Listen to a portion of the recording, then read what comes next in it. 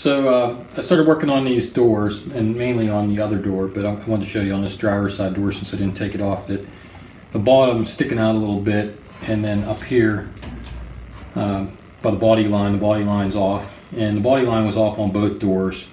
And then on these edges down here, this one's sticking out on this rocker panel, and the bottom is pushed in, so somebody didn't line these up very good. And it was the same deal with the other side. So I'm going to show you what I did on the other side. See, this lines up a lot better. This was back in about 1/8 of an inch, and I had to unbend this whole area here in order to get it to pull out more. And I wanted to do that before I get the lip down here, because once the lip's on, then I'm pretty much stuck with it.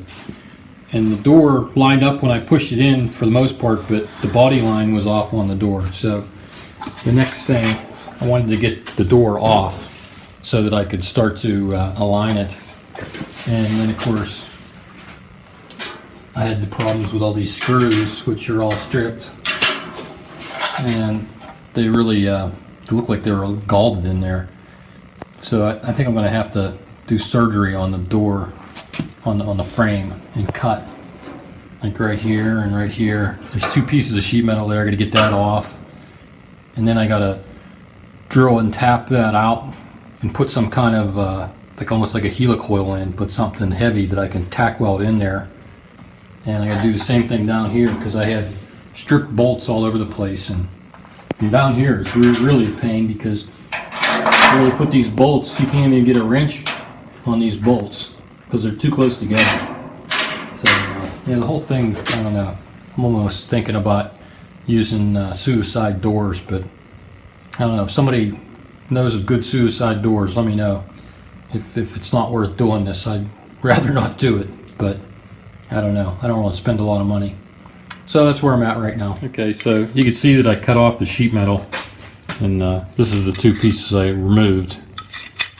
And if you look, you can see I plugged these 2 holes with this piece of 7/16 rod. It's just regular steel. And what I'm going to do is I'm going to tap those out, drill them and retap them, and I'm going to use this piece as a template, put it back in there, and give myself the holes spacing.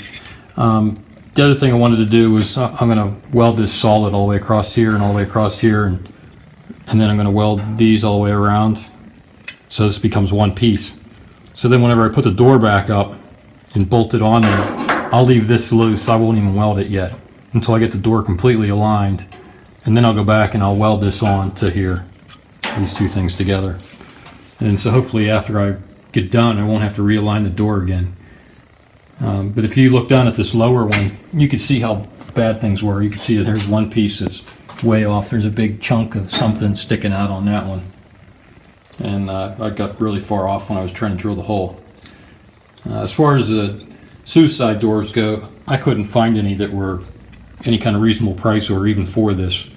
They were coming in at like $300 to $500, and I'd rather put that into some fuel injection. So I don't think that's going to happen unless somebody calls me or sends me something and tells me that they know a good place to get it. Otherwise, I think I'm just going to buy 2 pins and stick new pins in the hinges. So that's it for this time. See ya.